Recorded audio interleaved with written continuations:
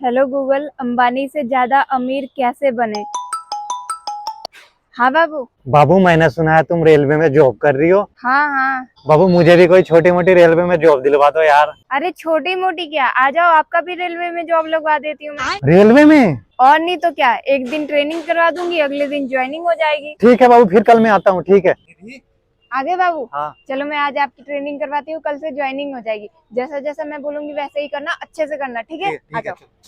Excuse me sir, क्या आप हम लोगों की थोड़ी सी हेल्प कर सकते हैं? कैसी हेल्प? एक्चुअली सर, हम लोग बहुत ही अच्छे करते हैं सर। हमें यहाँ से दिल्ली जाना है और पता नहीं किसी चोर ने रास्ते में हमारा पर्स, बैग, फोन सब चोरी कर लिया सर। और हमें भूख भी बहुत तेज की लगी है और हमें यहाँ से दिल्ली भी जाना है सर। क्या सर आप हमारी थोड़ी सी पैसों से मदद कर सकते हैं सर? अच्छा रुको, देखता हूँ। ये लो 200 रुपये। थैंक यू सर, आपका बहुत बहुत धन्यवाद सर। Thank you.